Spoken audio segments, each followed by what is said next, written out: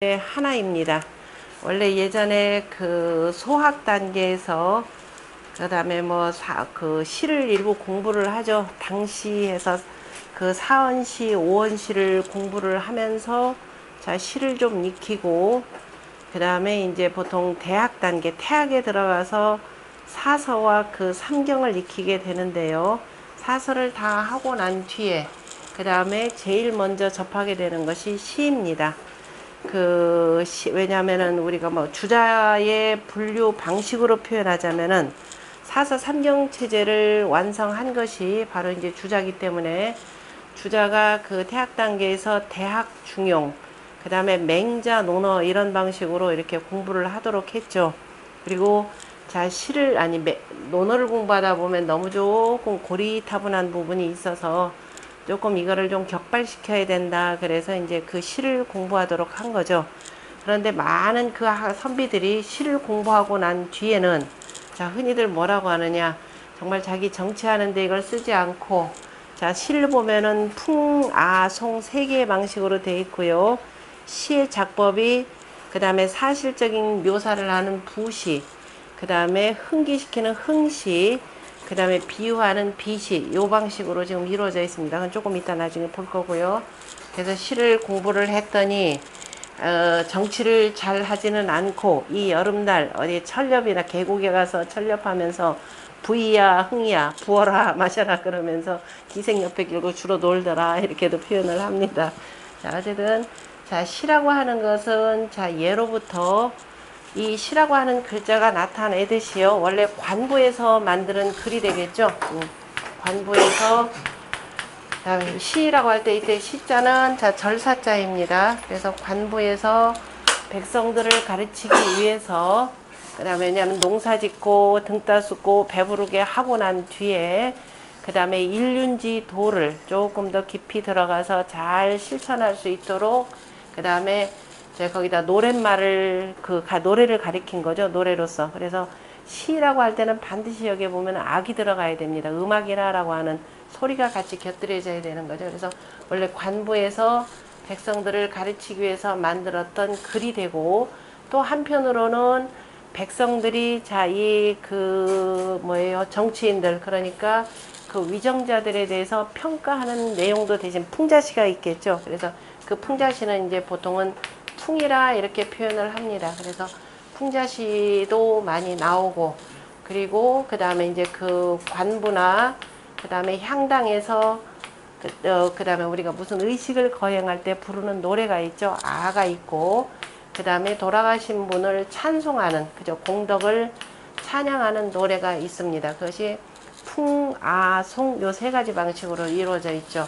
거기에다가 아까 얘기했던 자, 사실적인 시의 부, 그 다음에 흥기시키는 시, 그 다음에 비유하는 방식의 시 이렇게 해서 부흥비에서 보통 시에 바로 이제 육서라 그러니까 6가지 방식이라고도 이렇게 표현을 합니다. 자, 어쨌든 지금 현재 우리가 공부하는 것은 노랫말일 뿐인데요. 공자가 이 노랫말에다가 별도로 악보는 별도로 정리를 하셨죠. 악경이라고 하는 글인데 그 악경은 지금은 남아있지를 않습니다. 그래서 노래를 구체적으로 어떻게 불렀는지는 모릅니다. 그래서 논어에 보면은 대신에 실은 단순히 외우는 것으로만 표현하지 않았죠. 오히려 외우는 것에 대해서는 공자가 대단히 비판을 했습니다. 송시 300에, 그러니까 시 300편을 외우고 그 다음에 그 정사를 맡겼더니 사신으로 보내어서 이웃나라 군주를 독대하지도 못하면은 무슨 시를 제대로 아는 것이 되겠는가라고 하면서 자, 비판을 했죠. 그래서 시를 한다라고 하는 것은 보통 뭐라고 표현하냐면은 시공부, 시라고 학이라는 말도 붙이고 제자들한테는 시를 배웠는가라고 이렇게 하기도 하고 그 다음에 그 다음에 그 아들한테는 위시, 주남, 소남을 공부했는가라고 할 때는 위라는 개념으로 씁니다. 그래서 위라고 표현할 때는 이런 말해서 여기에다가 그 장단, 가락 이런 등등이 다 맞춰지는 거죠. 다시 말해서 악기 연주와 더불어서 바로 노래, 그죠? 이 음률을 담아가지고 바로 노랫말을 같이 함께 노래 부르는 것이 바로 시입니다. 그래서 이제 시를 공부를 하게 되면은 사람이 두루두루 마음이 그 화합할 줄 아는 그러한 성정을 기를 수 있다라고 이렇게 표현을 했죠. 공자가 아마 시를 정리한 것은 그 순임금의 이 말씀에 그 근거를 할 겁니다. 순임금이 정치를 하시는데 오늘날의 교육부 장관에 해당되는 설 별도로 정리를 했고, 그 다음에 별도로 또 뭐냐면 전학 장관을 그 임명을 했죠. 바로 기라고 하는 그 신하인데요. 기를 바로 이제 전학 담당관으로 하면서 나라의 자제들을 가르치라 그랬죠. 교주자 이렇게 표현했습니다. 지금 이 내용은 아까 나눠준 내용 맨 처음에 있고요. 시경 서문 있죠. 제가 써놓은 서문 맨 앞에다가 그걸 보완해서 붙여 놓으세요. 그러니까 여러분들 책으로 표현하자면은 제 그 시경 해설에 앞서서 해서 맨 앞에 있는 3쪽 있죠. 3쪽에다 갖다 붙여 놓으시고 그 다음으로 이어져야 되는데 그 내용이 좀 빠져 있습니다. 그래서 그 시를 그 시와 더불어서 악을 순임금이 얼마나 중시했는지를 여기서 볼 수가 있는데요. 그러니까 주자라고 할 때 주는 나라의 장자들입니다. 그러니까 한 집안을 이을 장자, 그 다음에 아버지의 직책을 그 다음에 이어서 계속 정사에 복무할 사람들이죠. 그래서 주자를 가르치는데, 장자를 가르치는데 바로 뭘로써 하면은 음악을 가지고, 그죠? 이때 악이다라고 할 때 오늘날의 음악이다 그러면은 노래하고 그 다음에 그 악기 연주하고 뭐 노랫말 정도에 해당되는데요. 이 악은 기본적으로 모든 의식까지를 다 포함하고 있는 거죠. 오늘날로 표현하자면은 우리가 그 종묘제례 악기를 생각해 보시면 됩니다. 그래서 악을 가르치면은 직이온하고 사람이 참 고두면서도 온화해지고, 사람이 너무 곱기만 하면 어떻게 하던가요? 너무 곱기만 하면 너는 왜 그렇게 사람이 삐딱하냐 그러면서 시비나 붙고 오히려 상대방 거의 그저 숨막히게 만들죠. 그런데 그래서 고두면서도 온화해지고 그 다음에 너그러우면서도 엄숙해진다 그랬습니다. 관이율이라 그랬죠. 사람이 또 너그럽다 보면은 또 그저 무골호인이 돼버릴 겁니다. 그래서 사람들이 함부로 대할 수가 있을 텐데 너그러우면서도 엄숙함이 있고, 그 다음에 강이무학이라 그랬죠. 사람이 단단함, 강하면서도 강하다 보면 오히려 오히려 상대방한테 조금 난폭하게 대할 수가 있습니다. 그런데 강하면서도 포악함이 없고 이렇게 돼 있죠. 그 다음에 간이무호라 그랬습니다. 사람이 참 간결한데, 자, 사람이라는 게 그 윗사람이 되어서 아랫사람들한테 명하고 해야 되는데 간결해야 됩니다.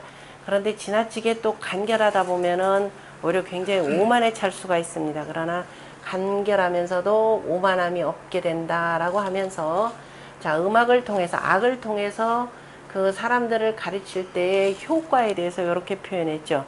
그러면은 그 악에는 뭐가 포함되느냐라고 하는데요. 시와 가와 성과 율, 요 네 가지를 가지고 표현을 하고 있습니다. 그래서 우리가 지금 공부할 것이 바로 앞에 나오는 시에 해당되는 거죠. 시라고 하는 것은 뭐냐? 사람이 마음에 담고 있는 그 뜻을 말하는 것이라 그랬죠. 뜻을 말하는 것이고, 자, 우리가 의지라고 할 때 의와 지 둘 다 뜻지입니다. 그런데 의라고 표현하지 않고 지라고 표현했죠. 그럼 뜻이라고 하는 것은, 자, 시라고 하는 것은 내 마음속에 생각나는 대로 내뱉고 싶은 대로 뱉는 것이 시는 아니죠. 내뱉고 싶는 대로 내뱉는다 그러면 욕설도 있고, 그죠? 대단히 난폭한 말들이 있을 겁니다. 우리가 시로서 마음속에 담겨 있는 말을 낸다라고 하는 것은 대단히 정제된 언어를 가지고 씁니다. 아무리 속상하고 하더라도 다시 한번 돌아보고 이것을 좀 정제해서 나타내기 때문에 지라고 표현하는 거죠. 뜻이라고 표현할 때는 그냥 마음속에 있는 걸 그대로 소리내는 것이 의입니다. 지라고 할 때는 마음속에 있는 것을, 자, 선비사자죠. 선비라고 하는 것은 1부터 해서 10까지를 두루두루 하는, 이리관지할 수 있는 사람을 우리가 선비라 이렇게 표현을 하는데요. 그래서 대단히 정제하여서 마음속에 있는 뜻을 표현하는 것이 바로 지입니다. 그래서 우리가 뜻있는 선비라라고 할 때 의사라고 안 하죠. 이거는 지 마음대로 마음속에 내는 대로 내뱉는 사람을 안 쓰고 지사라고 쓰는 것도 바로 여기에 있는 거죠. 그래서 시란 뜻을 말한다 라고 하는 것은 정제된 언어로 표현한다 라는 뜻이 담겨 있고요. 이거 순임금의 말씀입니다. 순임금이 자 기한테 하는 말이죠. 그 다음에 노래라고 하는 것은 뭐냐? 노래라고 하는 것은 그 뜻을 말한 것이 되는 거죠. 그 말을 길게 하는 거. 그래 옛날 노래 하면서 이제 길게 거기다 이제 감성을 담아서 부르는 거죠. 그렇게 하면서 노래는 말을 길게 하는데 거기 이제 소리에 고저가 있겠죠. 고저 장단이 있을 겁니다. 그래서 그 성이라고 하는 것은 그 노래를 말을 길게 내는데 이제 그것을 높이고 낮고 얕게 하고 하는 것에 의지를 하는 것이고, 그 다음에 거기에 뭐가 있냐? 12율려가 들어가겠죠. 율려라고 하는 이제 정제된 가락들이 있을 겁니다. 그 율려라고 하는 것을, 자, 율려가 바로 사람의 그 소리와 같이 화합한다. 그랬으니까 율이라고 하는 것은 결국 악기를 통해서 내는 자 12율려 개념이 되겠죠. 12악기뿐만 아니라 역시 사람의 목소리도 이 그 정확한 운율에 근거해 가지고 소리를 내게 됩니다. 석영 공부하신 분들은 이미 아시겠지만은 율려 같은 경우는 어떤 방식으로 쓰죠? 격팔상생 방식으로 쓰죠. 우리가 3분손이 격팔상생 방식으로 해서 정확한 운율을 가지고 이렇게 표현하고요. 자, 그렇게 되면은 팔음이 다 화합한다 그랬습니다. 능이 화해라는 개념이죠. 해라고 하는 것은 화해입니다. 말들이 다 함께 잘 어우러진다라고 하는데요. 여기는 유를 얘기하고 여기는 팔음이라 그랬습니다. 그럼 팔음이라 그러면은 나무 악기의 종류가 되죠. 그러니까 악기의 재료. 악기의 재료 기억나시나요? 팔음. 어차피 뭐 나중에 시 속에 다 나오니까 팔음이라고 하는 것은 우리 팔괘 속에서 나오는 내용이라 그랬죠. 후천 팔괘 방위도에 맞춰 가지고 자, 일감, 이곤, 그 다음에 삼진, 사손, 가운데 오중, 육건, 칠태, 팔간, 구리하고 여기에 맞춘 악기들이 있죠. 그러면 여기서부터 시작합시다. 그러면은 여기서부터 보면은 여기 뭐예요? 겨울에는 북이죠. 그러니까 외우는 방식이 겨울은 춥죠. 추우면은 가죽옷을 입어야 되죠. 가죽으로 만드는 것이 바로 북에 해당되는 거죠. 그러니까 가죽으로 만드는 악기가 되고, 그 다음에 동북방은 뭐인가요? 동북방은 이제 음기운이 완전히 다 없어지고 양기운이 이제 비로소 하나 저 먼동 트는 때 해당되는 거죠. 그래서 뭐냐면은 이제 둥근 양기운이 나오는 데니까 둥근 박에다가 요렇게 그 젖대를 꽂은 거죠. 그러니까 둥근 박포, 박으로 만드는 겁니다. 그 우리가 생황이라고 하는 겁니다. 그래서 박으로 만든 악기 대표적인 생황이 되고요. 그 다음에 동방진목이다 그러면 창랑죽입니다. 그 대나무로 만드는 악기들이니까 소 같은 것이 되죠. 피리 같은 것. 그 다음에 동남 손방 역시 나무가 되는 거죠. 그래서 목관악기가 되는 겁니다. 목관악기 대표적인 축어에 해당되는 것들이죠. 축이다 그러면은 그 노래 시작할 때 그 다음에 이 속에 뭐예요? 요 네모난 거에다가 이렇게 하고 가운데 좀 밑에가 조금 작죠. 구멍 뚫어 가지고 나무 집어넣고서는 쾅쾅 쳐 가지고서는 시작을 알리는 것이고, 그 다음에 어라고 하는 악기는 그 호랑이죠. 하얀 백호에다가 호랑이에다가 뒤에다가 이렇게 27개인가요? 가삭가삭하게 해놓고 나무로 줄을 한번 씩 그어가지고 이제 끝난다. 백호니까 그죠? 축은 시작하는 거, 어는 이제 마치는 음악. 그 다음에 여름이죠. 여름은 뭐에 해당되나요? 실이죠. 실로. 그러니까 이때는 바로 뭘 만드느냐면은 생사가 이때가 나오기 시작하는 거니까 누에고치에서 자 이제 생사를 갖고서는 이제 악기를 만드는 거죠. 그러니까 금이나 슬이 여기에 해당되고, 그 다음에 서남 곤토가 되죠. 흙으로 만드는 거죠. 흙으로 만드는 거 우리가 훈이라고 하는 악기들, 훈이라고 하는 악기. 그 다음에 서방태 금이죠. 쇠로 만드는 악기 대표적인 종. 그 다음에 옥으로 만드는 악기 석이죠. 여기는 경에 해당되는 것이 바로 이겁니다. 그래서 가장 어울리기 어려운 것이 실은 바로 요거죠. 경이죠. 그래서 이제 그 요거까지, 그러니까 항상 공자가 그 경의 그 음악, 경하고 이제 종을 굉장히 중시를 해서 이걸 가지고 자 음악을 만들었는데요. 그래서 어떤 모든 그 악기들이 각각의 재료의 특질에 따라서 튀지 않고 그 8가지의 그 재료들로 만드는 그 악기의 음들이 다 화합하며 이렇게 되는 거죠. 그러니까 시, 가, 성, 율이라고 하는 것. 자, 이것들이 이것들이 전부 다 그 악기들 속에서 다 아우러져서 자, 이렇게 해서 음악을 통해서 공부하는 사이에 어떻게 뭘 느끼게 되냐면 서로 간에 그 질서, 그죠? 일륜지도라고 하는 것을 빼앗음이 없게 되고, 그 다음에 신과 사람이, 그죠? 신과 사람이 이로써 화합할 것이라 이렇게 표현을 했습니다. 그래서 신과 사람이 이로써 화합할 것이라 라고 하는 내용과 관련해서는 우리가 주역의 16번째 궤가 되는 뇌지 옛궤가 있죠. 뇌지 옛궤가 있을 겁니다. 이 뇌지 옛궤에 대해서 공자가 뭐라고 표현했냐면은 옛 성인이 바로 자각숭덕하여 이렇게 표현했죠. 자각숭덕. 악을 지어서 그 악이라는 것이 뭘 하고자 했느냐? 바로 덕을 높이고자 한 것이라 그랬습니다.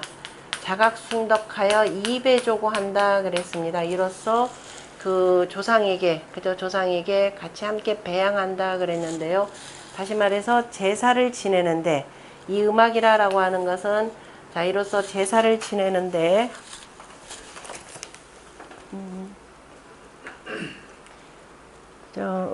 은천지 상제, 자각숭덕하여 은천지 상제 그랬습니다. 상제에게 자 성대하게 제사를 지내면서 거기에 그 조상을 가자 함께 그 배양한다 이렇게 표현했습니다. 자 그랬을 때 여기에 나오는 이 악이라라고 표현할 때는 전부 다가 뭐냐면 시, 가, 성, 율 이게 다 화합된 거죠. 그러니까 자 이 음악을 만들고 그 속에 담겨 있는 시라고 표현할 때 이때 악이라라고 하는 것은 뭘 얘기를 하느냐면은 공덕이죠. 공덕.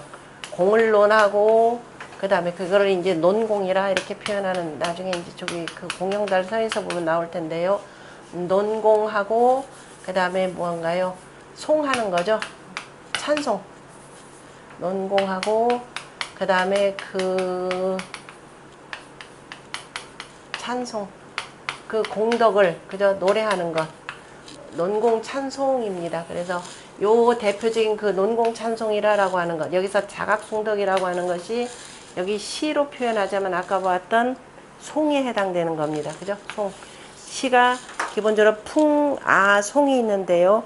풍은 대체적으로 풍자하는 것이고, 그다음 풍자와 비유가 되는 것인데요. 특히도 이 뇌지 옛께서에 표현하는 그 악에 나오는 시라라고 하는 것은 결국은 찬송입니다. 그러니까 우리가 뭐 교회 가시는 분들 뭐 찬송가 부른다라고 하는 것은 그 찬송가가 뭐냐면 돌아가신 분 누구예요? 예수님. 그죠?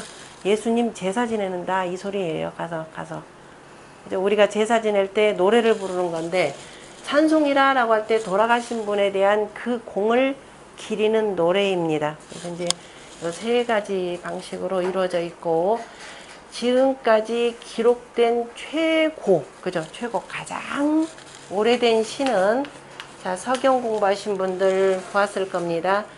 서경 우서죠. 우서면은 바로 순임금이 다스리던 나라가 되고요. 그 순임금이 다스리던 나라 그 위에 보면은 편명들이 쭉 있죠. 뭐 요전편, 순전편, 그다음 요순 그 두 분에 대한 그 업적을 쭉 기록한 글과 기록한 것이 그분들의 말씀이죠.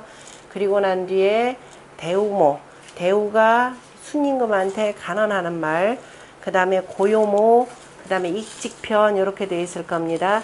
그 세 편, 그러니까 익직편은 우서의 제일 마지막 편이죠.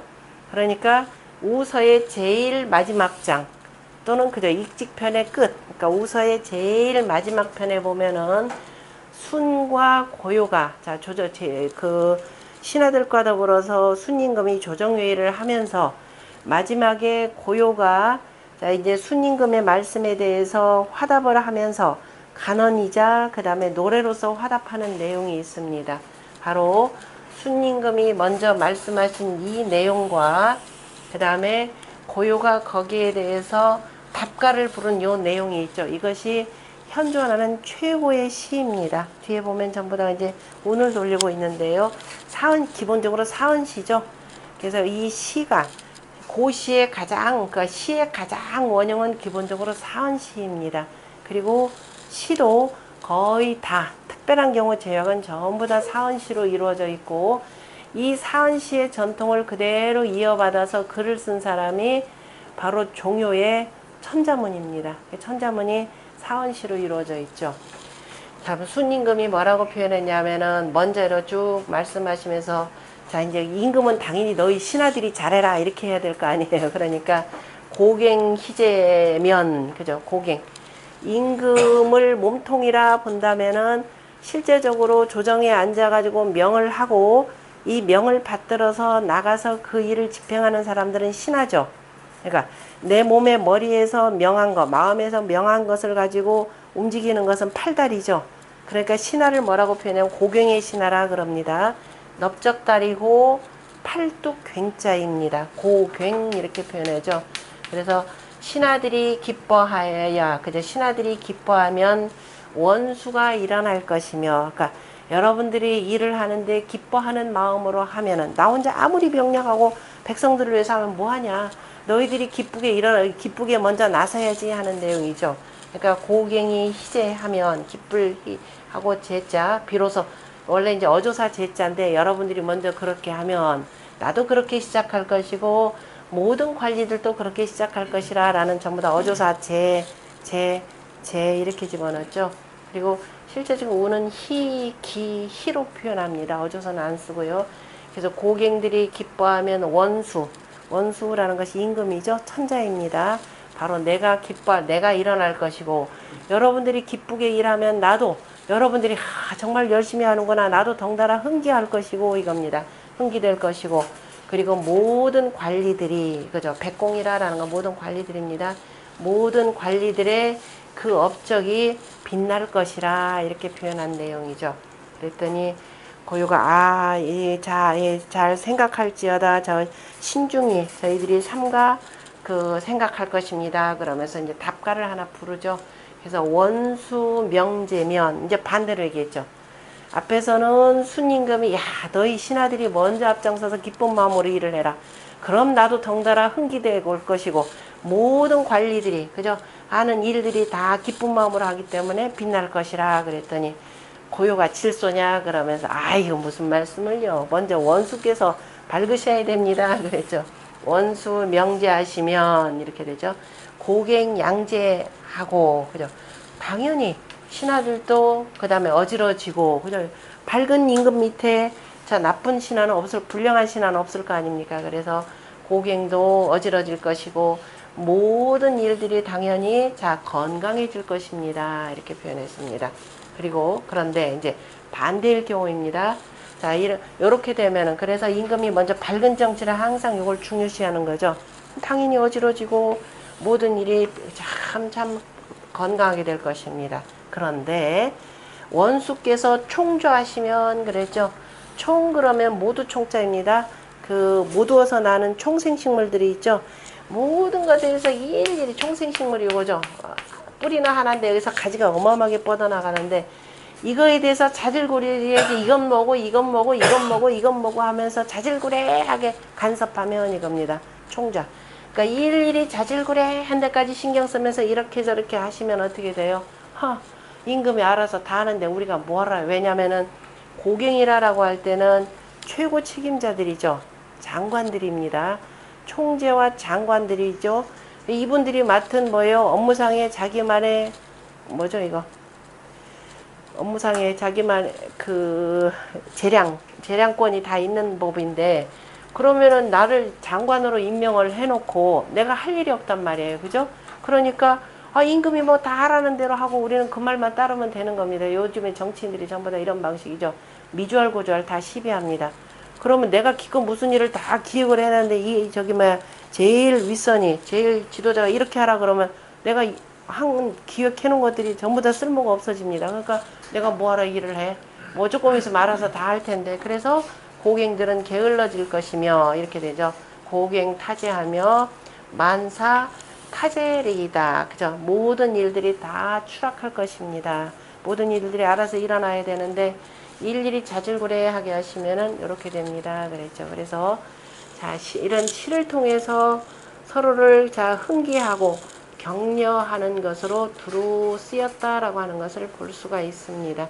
그래서 시를 통해서 그래서 공자가 이러한 시의 중요성을 알고 그러니까 이제 공자가 이 서경을 편집을 하시고 시가 굉장히 중요하시다는 것을 또 느끼셨고 그래서 이제 두루두루 철원주의를 하시면서 물론 이제 노나라의 그 도서관에도 모아놓은 각 지역의 그 각 나라의 시들이 다 있을 겁니다.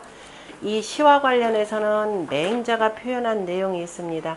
시가 없어지고 난 뒤에 춘추가 일어났다 이렇게 표현을 했는데요. 그 내용과 관련해서는 제가 그 맹자의 정리해 둔 내용이 있습니다. 자, 시가 없어졌다라고 할 때요. 시망이라 라고 할 때 여러 설이 있습니다.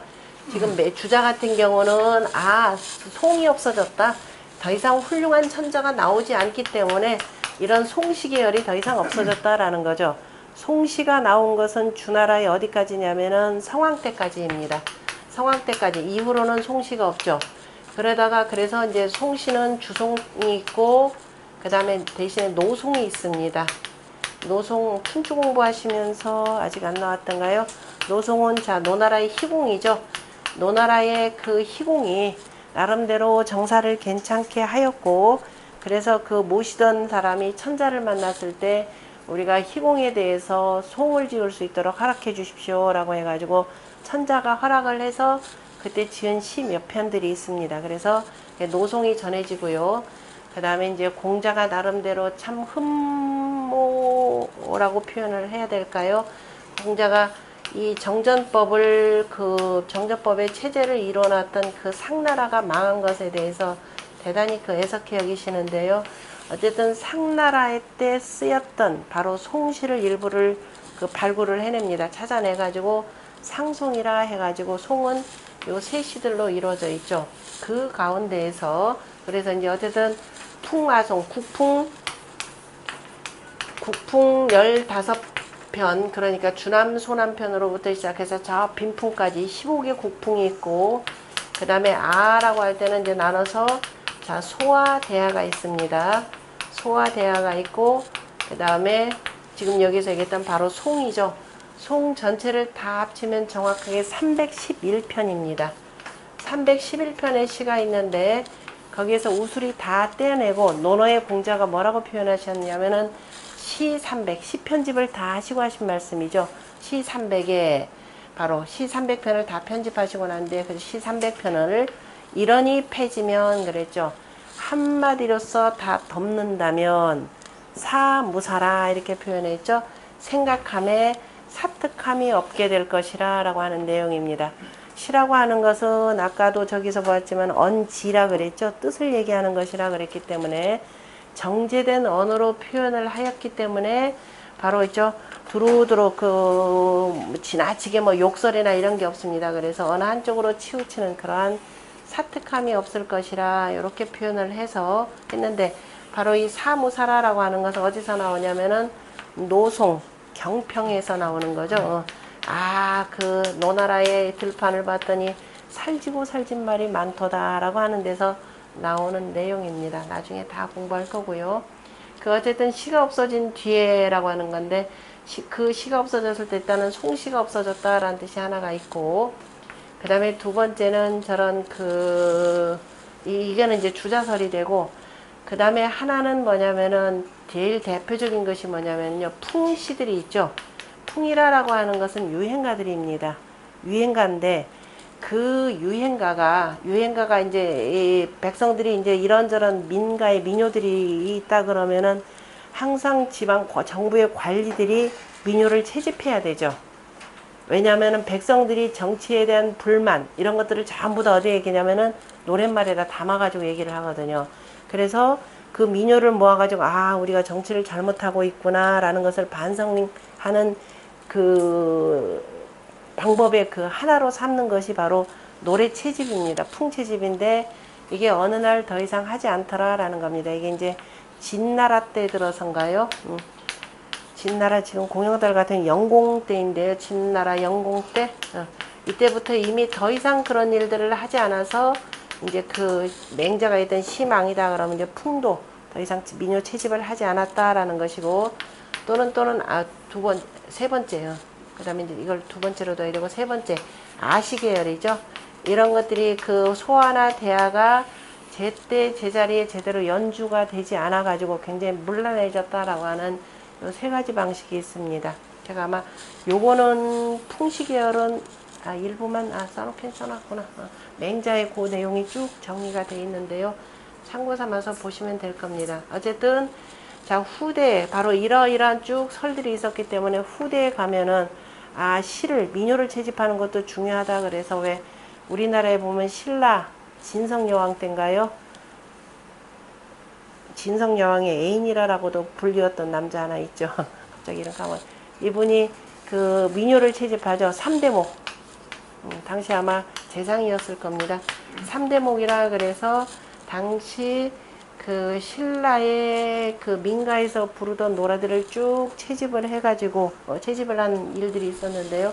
그 나름대로 뭐냐면 우리도 바로 이 성인 정치를 한다라고 하는 그 대표적인 그 표상이죠. 그런 방식으로 해서 우리 나름대로 정치 잘하고 있다라는 것을 보여주는 내용입니다. 요즘에는 워낙 자유분방해서 그러니까 그 정치에 대한 그 풍자 노래들이 워낙 많고 그다음에 이 자본주의 사회에 푹 빠지다 보니까 주로 노래들이 어떤 노래들이에요? 매우 어떤 노래들인가요? 음란한 노래들이 굉장히 많습니다. 그래서 이제 시를 통해서 그 나라의 풍속, 그 나라의 향방, 그 나라의 그 정치 이런 등등을 두루두루 엿볼 수가 있죠. 이게 대략 그 전체적인 그 시의 내용이고 그 다음에 전반적으로 한번 우리가 앞서서 그 지금 먼저 서경에 있는 내용을 인용을 했고 그 다음에 논어에서 보면은 공자가 그 시에 대해서 지금 언급한 내용들을 제가 쭉 그 서문에다 정리를 해놨습니다. 시에 대해서 공자가 얼마나 중요시 여겼느냐 하면은 3페이지 3쪽에 보면 두 번째 문단에 나오죠. 공자가 나라의 그 도덕 그죠? 아까 윤이 되는 거죠. 일륜지도라고 하는 것은 어디에서 일어나고 흥어시라 그랬죠. 바로 시에서 일어난다라고 이렇게 표현했습니다. 시에서 일어나고 그 얘기는 뭐냐면은 관부에서 백성들을 가르치는 그 내용, 그죠? 그 노랫말들이 굉장히 중요하다라고 하는 것을 표현하는 내용이기도 합니다. 그래서 흥어시, 시에서 일어나고 그 다음에 이벌에 그랬죠? 예서 서고 그 다음에 성어악이라 그랬죠? 악에서 이루어진다 이렇게 표현했습니다. 자, 이 내용은 뭐냐? 이 내용은 뭐냐? 사람을 가장 감정을 그죠? 사람이 무슨 사건에 대해서 느낌이 있는 거죠. 그걸 우리가 뭐라고 표현하면은 감정이라 이렇게 표현합니다. 그 마음속에 뭔가 느낌이 있으면 자연스럽게 그것이 뭘로 나타내냐면은 시로 나타내는 거죠. 세상에 시인이 아닌 사람이 없습니다. 자, 이들에 보면 참 무지렁이자 할머니들이 뒤늦게서야 글자 모르다가 나중에 뭐예요? 글 한글 배우시고 그 다음에 내 글을 배우고 났더니 그야말로 필설로 다 못할 말씀들 이거를 시로 엮어내시죠. 시로 기가 막히게 엮어내십니다. 왜냐하면 굳이 마음을 숨기는 것도 없고 그동안에 그 오랜 그저 혹독한 시절 그냥 참고 새기면서 살아오시다가 나중에 글을 가지고 이걸 발표를 하니까 그야말로 정제된 언어로 발표되면서 매우 진솔하죠. 그래서 그 정을 느낀 그 정을 그대로 표현하는 겁니다. 그래서 시라고 하는 것은 바로 그 시를 통해서 우리가 또 읽으면서 그 사람의 그 정을 느낄 수가 있죠. 그 표출된 그 마음입니다. 이 정이라고 하는 것은 그 정을 느낄 수가 있고, 그 정을 느끼게 되면 우리가 뭐 하게 되나요? 자연스럽게 거기에 따라서 어머나 그렇구나 하고서 뭔가 행동이 들어갈 겁니다. 그것이 바로 감동이 되는 거죠. 그래서 사람이 그래서 뭐 이 행동도 정제가 될 겁니다. 그것이 바로 뭐냐면은 이해가 되는 거죠. 이해가 되는 것이고, 그리고 또 감동이 되고, 그래서 두루두루 나중에 이제 속에서 발표되는 모든 소리들이 전부 다 그에 따라서 다 화할 겁니다. 이것이 감화가 되는 거죠. 그래서 정치의 최고의 단계를 우리가 항상 뭘 가지고 평가를 하느냐면은 음악을 가지고 평가를 합니다. 그래서 그 음악을 통해서 그 사회가 바로 교화가 되었느냐 아니 되었느냐라고 하는 것을 볼 수가 있는 거죠. 그럼 우리 사회는 어떠냐? 악을 통해서 본다. 음악 그러면은 국악은 전혀 모르죠. 기본적으로 대체로 국민 아마 80% 90%는 아마 모를 겁니다. 음악이다 그러면 뭘 들어야 고상한가요? 서양에 그저 베토벤을 듣고 누구를 들어야 그저 클래식을 들어야 고상하게 되고, 심지어는 저 산골짜기 산에 있는 그저 현대식 화장실에 들어가도 문만 딱 열면은 그저 클래식 음악이 샥 흐릅니다. 이게 고상한 걸로 돼 있습니다. 그리고 우리 거는 어떻게 되느냐? 우리 거는 굉장히 허접하게 이렇게 대접을 받고 있습니다. 그걸 통해서 이 나라의 그 민족 정신이라고는 다 흩어졌구나. 그죠? 전통적 가치라고 하는 것이 철저하게 무너졌구나라고 하는 등등을 두루 읽어볼 수가 있을 겁니다. 그래서 자, 공자가 바로 시에서 모든 것이 일어난다라고 하는 흥기된다라고 하신 말씀을 표현을 하셨고, 그런데 자 이제 아까 그래서 흥기하고 그 다음에 그래서 시라고 하는 것은 항상 시를 공부하면서 이제 후대에 선비들로 하여금 태학에 들어가서 시를 공부하게 하는 까닭이 바로 여기에 있는 거죠. 정치를 하면서 사특한 마음이 자꾸 일어나면 어떻게 되겠어요? 그 권력은 부패하게 될 것입니다. 그래서 그 장차 벼슬에 나아가려고 하는 사람들한테 시공부를 시켜가지고 바로 이런 사특한 마음이 없도록 만드는 거죠. 그래서 그걸 잘 표현한 말이 그 3쪽의 맨 밑에, 자 시를 공부하면은 논어 8일편에 나오죠. 밑에서 세 번째 줄에 보면 낙이 부름하고 그 다음에 A불상이라 그랬죠. 시를 쭉 공부하다 보면 이게 정제되는 막 즐거움을 표현하더라도 지나치게 해가지고서는 이게 방탕한 대로 흐르는 것이 아니기 때문에, 그래서 낙이 부름이죠. 즐겁되 바로 음란하지 않고 이렇게 됩니다. 그 다음에 A불상이라 그랬습니다. 우리가 마음속에 슬픈 일이 있으면 역시 그것도 정제되어서 표현되기 때문에 너무 슬프고 속상하면 어떻게 돼요? 나 세상 그만 살아야 되겠다. 아니면 또 심지어 너무 슬프면 나중에 뭐예요? 상사병도 걸리죠. 거의 미친 병에 걸리기도 할 겁니다. 그런데 슬프면서도 마음을 상하지 않고 이렇게 되는 거죠. 마음 상하지 않고 자 정제된 감정을 유지할 수 있다라고 공자가 강조를 했죠. 그렇기 때문에 그 다음 페이지 보세요. 공자가 제자들한테 뭐라고 했느냐? 소자는 하막 학부시오 그랬죠. 어찌해서 무릇 시를 배우지 않는고 이렇게 표현했습니다. 시는 가히 흥이며 가히 관이며 가히 군이며 가히 원이며 이지사부며 원지사군이요 다 시거 조수 초목지 명인이라 이렇게 하면서 제자들에게 왜 너희들은 시를 공부하지 않는가? 시를 공부하면 이렇게 되는 거죠. 가히 흥기할 수 있으며, 우리가 무슨 시를 공부하면서 나도 이렇게 해야 되겠다라고 하는 마음이 일어나는 거죠. 그러면서 여러 다른 사람들이 경험했던 것들이 시 속에 다 녹아들어가 있기 때문에 우리가 뭔가를 볼 줄을 아는 눈이 생깁니다. 그것이 관이죠. 그 다음에 저 보니까는 저 소인배들하고 어울렸더니 나도 내 몸도 망치고 집안도 망하고 나라도 망하는구나. 그래서 내가 누구랑 어울려야 되겠구나 라는 것을 알 수가 있는 거죠. 이런 말 현인들과 어울려야 되겠다라고. 그래서 가히 군이며 그랬습니다. 가히 무리지을 수 있다 그랬습니다. 내가 누구하고 같이 더불어야 되는지 이런 것을 알 수가 있는 것이고, 자 그 다음에 가히 원이며 그래 가히 원망할 수 있다 그랬습니다. 사람이 정말 속에서 막 분통 터져 죽을 지경인데 참아라 참아라 그러면 어떻게 돼요 이거? 이거는 너무 분노한 일이 있을 때는 그 분노를 적절히 폭발을 해야 됩니다. 폭발을 하지 아니할 경우는 어떻게 돼요? 스스로가 미쳐버리는 거죠. 스스로가 미치게 됩니다. 제가 정말 요거 관련해서 요즘에 우리 조현병이라는 게 있죠. 조현병이라고 흔히들 미친병이라고 표현하는데 조현병 환자들의 무슨 모임이 있더라고요. 그래서 조현병 환자들이 우리가 일반적인 상식으로는 어떻게 이 모임이라는 게 성사가 될 수 있지? 그랬더니 그 조현병 환자의 사무국장이라는 여자가 있는데 우리나라 이 미친 사람들에 대한 이 병 관리를 잘못한다라는 거죠. 무조건 감금하고 그다음 병원에 거의 감금 상태로 있을 때 그 의료진들이 대하는 태도는 완전히 반인격적이랍니다. 그러니까 더 미쳐버린대요. 그러니까 이 여자가 내가 왜 이렇게 됐는지를 설명을 하는데 그게 이제 원망 분노를 풀 데가 없으면 미친다라는 것이 어렸을 때 부모를 조실 부모를 해서 친척집에서 맡겨졌던가 봐요.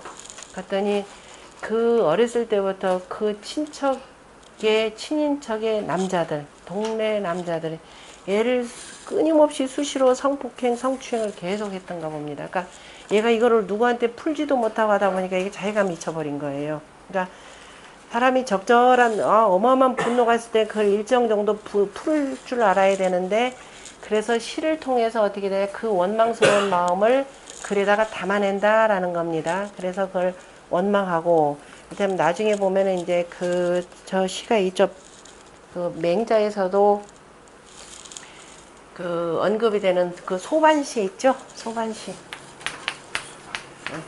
소반시가 있는데 그 소반시 같은 경우가 바로 유황이 누구죠? 달기가 아니라 달기가 맞나요? 저기 뭐야? 포사죠. 유황이 포사를 드리면서 본래 자기 정비를 내쫓죠. 신후를 쫓아냅니다. 쫓아내면서 태자까지를 패합니다. 태자까지를 패해서 그래 태자가 이제 결국은 자기 외할아버지 나라 신나라로 이렇게 돌아가는데 가면서 그러니까 자기 어머니까지 왕비절에서 패하고 태자까지를 패하고 내쫓으면서 그때 태자가 부른 노래가 바로 저 소반시입니다. 남들은 그러니까 뭐 태자가 직접 불렀다는 설이 하나가 있고 아니면 태자의 스승이 불렀다라고 하는 설이 하나가 있는데요. 저녁 때 이제 들판을 헤매면서 소반이라 그러면 저 작은 갈가마기라는 뜻인데요. 갈가마기들도 다 무리지어서 집으로 돌아가는데 나는 돌아갈 곳이 어디인가 라고 하면서 아버지에 대해서 굉장히 원망하는 거거든요.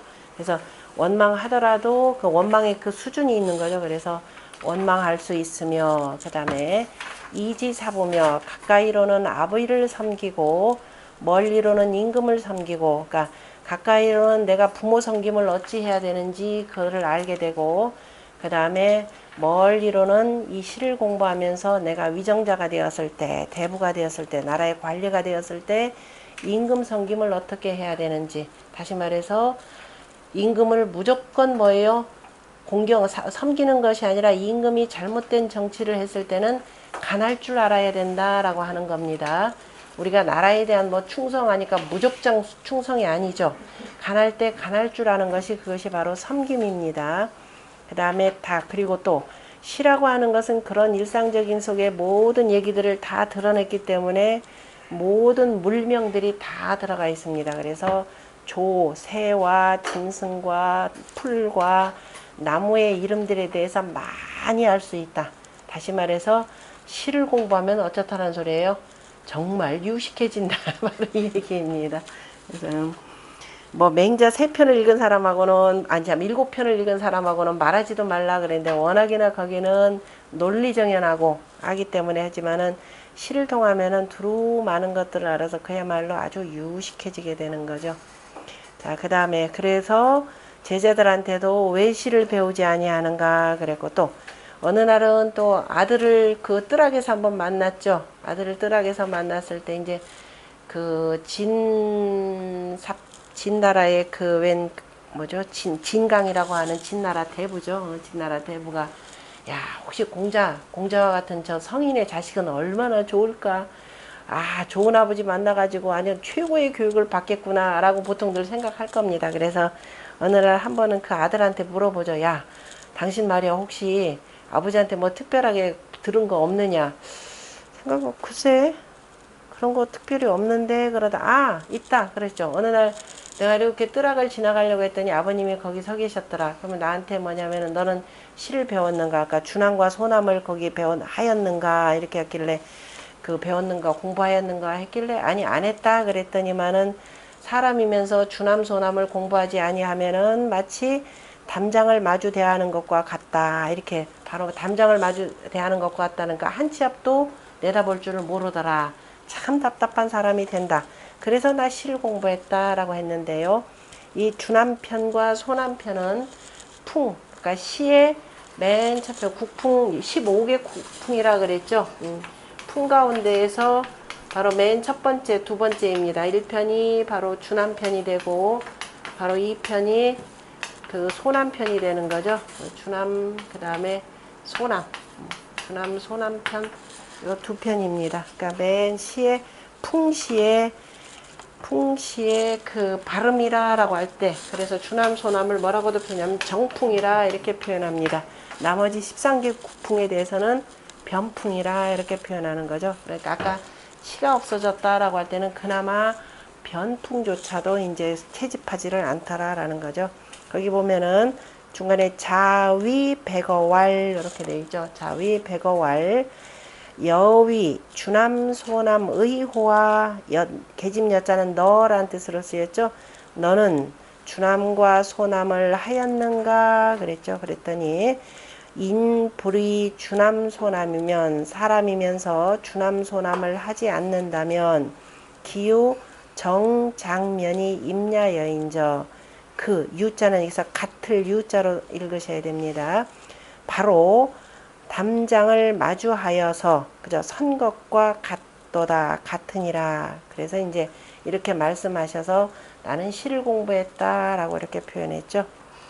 그랬더니 또 한마디 뭐라고 하냐 또 한 번 또 그랬는데 아버님이 내가 예를 공부했느냐 그래서 아직 안 했습니다. 그랬더니 예를 공부하지 아니하면은 사람들과 더불어 서지 못한다 이렇게 얘기했죠.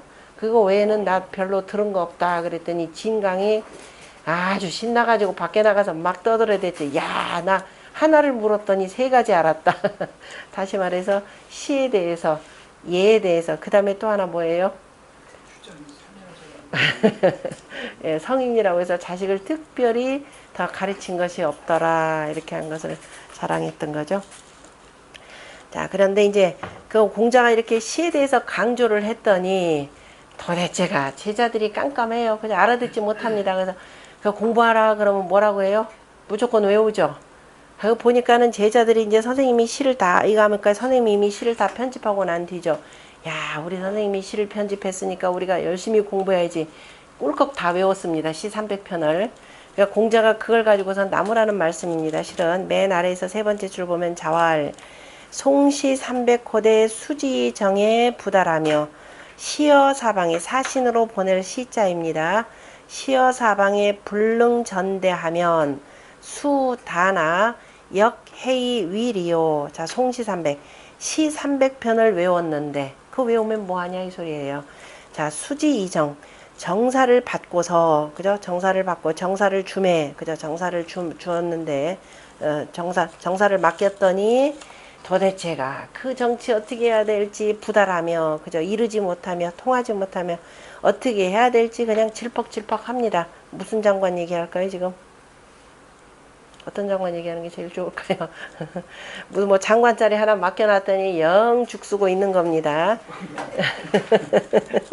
엉뚱한 소리 나고 시어 사방에 그 다음에 사방에 사방의 나라의 사신으로 보내었는데 불능전대하면 능히 홀로 그죠? 홀로 독대하지 못하면입니다. 꼭 여러 사람이 써준 거 밑에서 다 그죠? 저 뭐 외교부 장관 하나 또 해놨더니 이전에 사무총장님도 계시겠지만 어쨌든 두루두루 그 나라 여러 가지 상황 다 알아가지고서는 독대해서 이것을 직접 그죠? 자기 요선에서 다 마무리 지어져야 되는데 일일이 다 물어봐야 됩니다. 그렇게 못하면은 비록 많지만은 그 300편 외운 거 뭐하냐 이 소리. 많기는 하지만은 해위 위리오 또한 무엇지 어찌 쓰겠는가 무엇에 쓰겠는가 이렇게 표현했습니다. 그래서 자 여기에서 공자가 뭐라면 기문지학이라 라는 말이 있죠. 기문지학.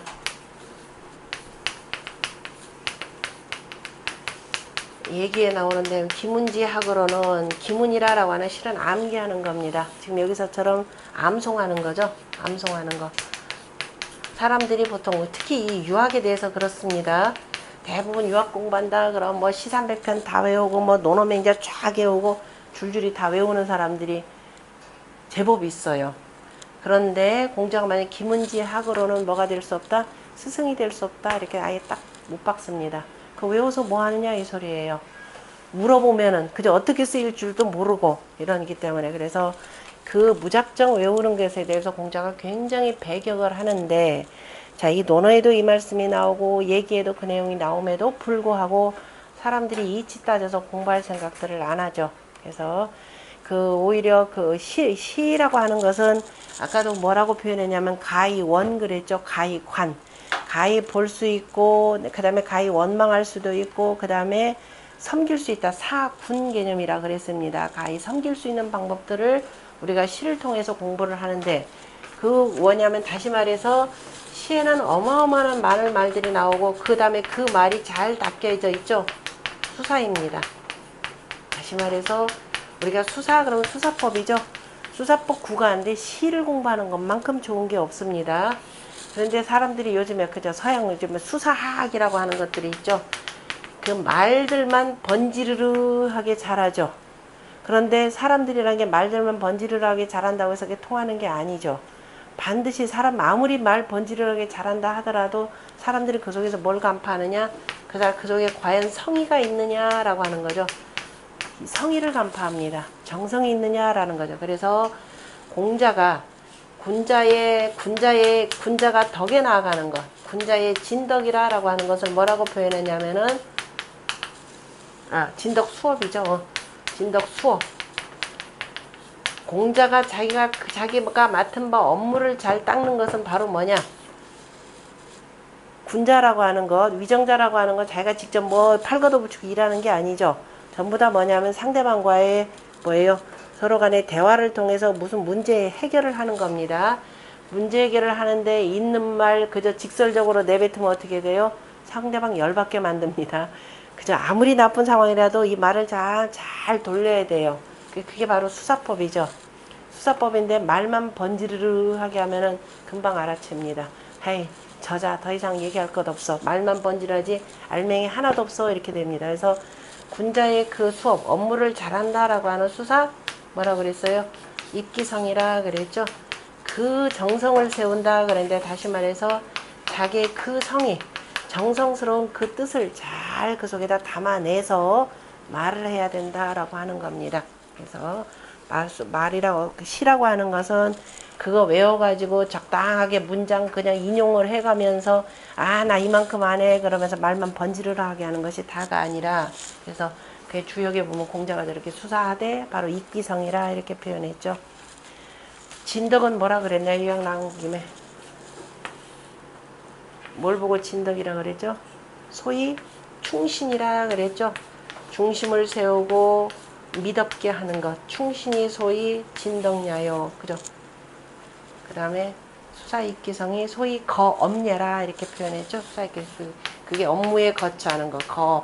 그것이 바로 수사에 해당되는 겁니다. 다 같은 내용. 아니 수사가 아니라서 수업한다. 오늘날 수업한다 그러면은 나 학교에서 공부하고 있어 수업하고 있어. 이 공부를 수업으로 표현하는 건데 저 수업은 원래 자기가 맡은 바 직무, 업무입니다. 업무를 잘 담가내는 잘하는 것 그것이 바로 수업이죠. 그런데 정작 관리들의 수업은 없어진 지 오래됐습니다. 위에서 자꾸 지시하고 더군다나 요즘에 이제 4년제 임기, 뭐 5년제 임기 이렇게 되다 보니까 그때 눈치만 보게 되는 거죠. 그래서 이제 공무원들이 전부 다 복지부동이라고 하는 말들이 나오는데요. 원래 그 맡은 바 직책마다 업무 재량권들이 있어야 되는데 이것들이 제대로 살려지지를 못하는 거죠. 그 다음에 이제 시와 관련된 그 유명한 내용이 공자의 제자들 가운데 유명합니다. 공자의 제자들 가운데 시에 대해서 그 공자로부터 인정받은 두 제자가 있죠. 인정받은 두 제자가 있는데 하나는 자공하고 자하입니다. 거기 보면은 학이편 그 5쪽이죠. 5쪽의 두 번째 문단에 보면은 자공이 어느 날 자기 이제 자랑 좀 하는 거죠. 맨날 보면 선생님 안연만 칭찬하고 하니까 약간 제자들 가운데 특히 누구냐면 자로하고 자공 같은 경우가 조금 샘내합니다. 그래서 자공 같은 경우는 사마천의 화식열전, 그 사기 화식열전, 돈을 많이 번 여러 사람들 가운데 두 번째로 등장하는 인물이죠. 첫 번째는 범녀, 두 번째는 자공인데요.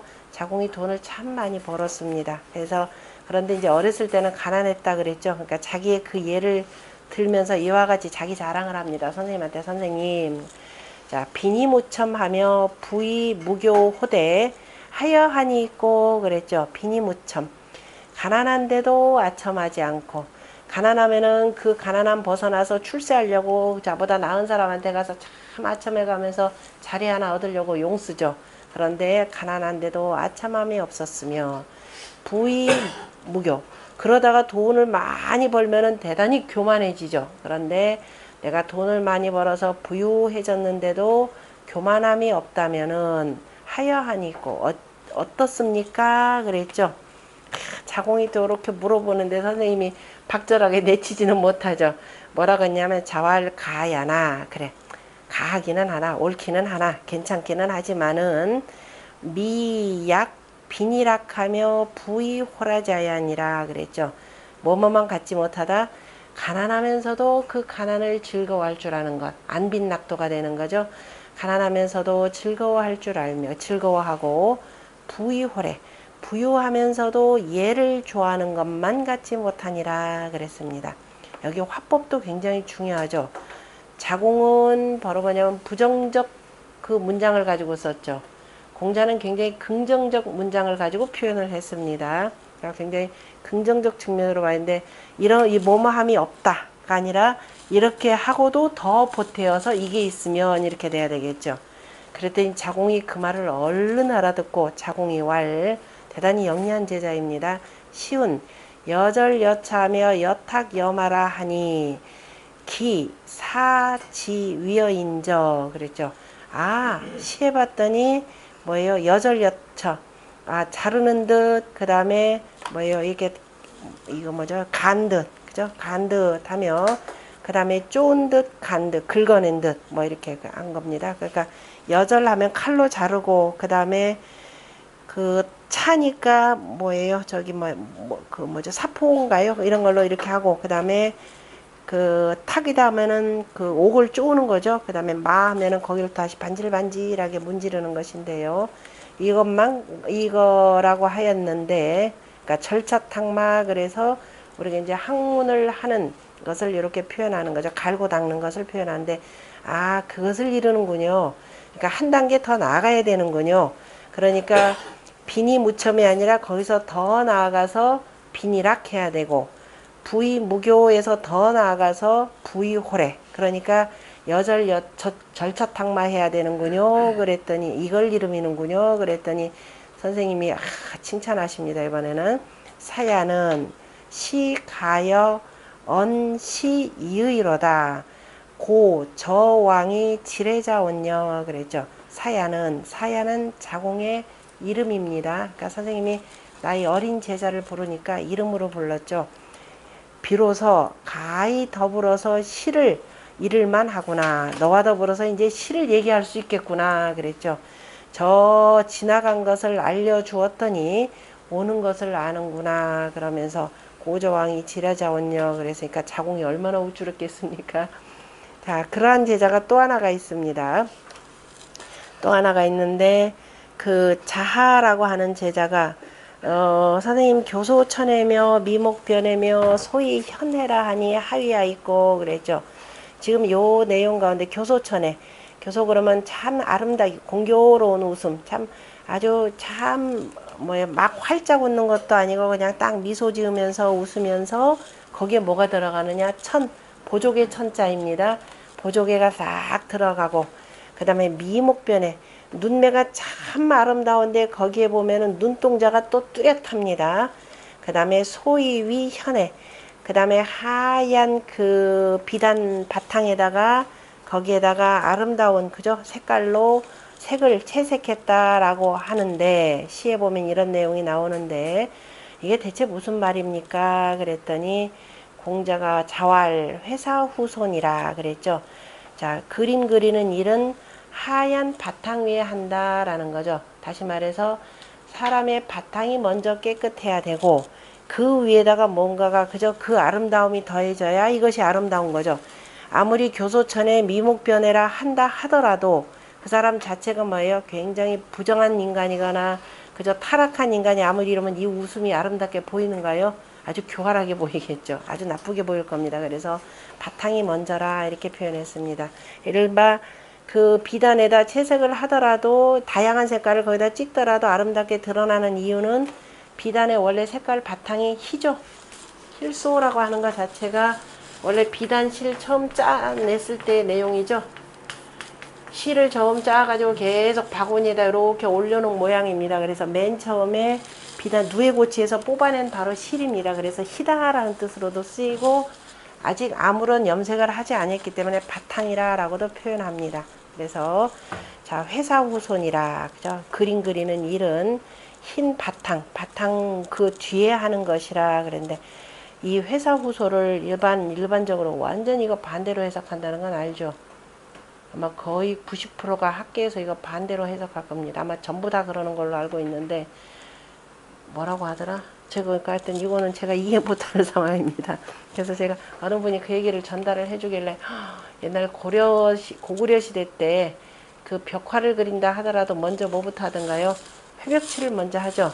회벽칠을 하고 그다음에 그 위에다가 여러 가지 뭐 그 수렵도들을 그리는데 그림에 대한 기본 자체를 인식을 전혀 못하는 것 같아요. 그래서 이분들이 뭐 주자를 워낙 공부를 많이 하셔가지고 또 주자를 제대로 읽으셨나 그랬더니 주자 해석조차를 읽지 않고 아마 그 어느 분이 잘못 해석한 것을 계속 습관적으로 따라서 하는 데서 아마 잘못 지금 전달되고 있는 것 같습니다. 그러니까 이거 가지고 공부하신 분이 가서 이제 그 논문을 써야 되니까 대학원 가가지고 선생님이 계속 반대 엉뚱한 소리 하시길래 학생들이 있는 데서 차마 얘기하기 어려워가지고 찾아가서 직접 말씀을 드렸답니다. 자네가 그냥 이렇게 이해하게나 하면서 틀린 거를 인정을 안 하시더랍니다. 그냥 그래서 두 번 다시 얘기 안 한답니다. 자, 그래서 그랬더니 공자가 공자가 아니라 자하가 뭐라고 표현하냐면은 예후호인저. 아, 얘가 나중이군요. 얘 하기 전에 뭐가 있어야 된다는 소리예요? 신이 되고 또 우리가 공부한 방식으로 표현하자면은 뭐를 채로해 사덕으로 표현하고 군자의 자 인의를 오도는 이리관지가 되는 거죠. 인의를 바탕으로 하여서가 되는 거죠. 인의를 채로하여서 이걸 바탕으로 해서 그 다음에 드러나는 것이 예가 되는 거죠. 그 요거 실수하지 않으려면 어떻게 돼요? 알아야 되는 거죠. 인의 예치 동서남북입니다. 동남서북인데요. 그래서 공자가 오도는 이리관지라라고 표현한 내용이죠. 인의를 채로해서 다시 말해서 군자가 되어서 인의를 채로하지 아니하면서 얘는 어지간히 차리죠. 아, 조상 치른다고 해보세요. 뭐 온갖 뭐 활약. 그러니까 공자가 나중에 대다 꼴도 보기 싫어서 뭐예요? 얘가 사치할지언정 차라리 검소한 것이 낫다라고 할 정도로 말씀하신 내용입니다. 그러니까 군자가 되어서 얘를 차린다라고 하는 것은 반드시 뭐예요? 인의를 바탕으로 해서 그 얘가 드러나야 되는데 그러지 않기 때문에 공자가 차라리 그저 검소한 것이 낫다 이렇게 표현했죠. 그것을 아는 자아가 아 얘가 나중이군요 이렇게 표현을 했습니다. 그랬더니 공자가 다시 한번 또 칭찬하네요. 자아를 기 여자는 상야로다. 아 나를 일으키는 자는 상이로구나. 시 가연 시의로다. 비로소 가히 더불어 시를 얘기할 만하구나 하면서 자공하고 똑같은 칭찬을 들었습니다. 공영달 그 전에 보면은요. 바로 이 공자의 시 300편을 받아서 후세에 전한 사람이 바로 이 자로 알려져 있습니다. 자, 복상이라 그러죠. 예, 추석 읽어가면서 이렇게 볼 것입니다. 공자의 시를 후대에 전한 사람이 바로 복상이다라고 하는 것 좀 쉬었다가 그 다음 계속 하겠습니다.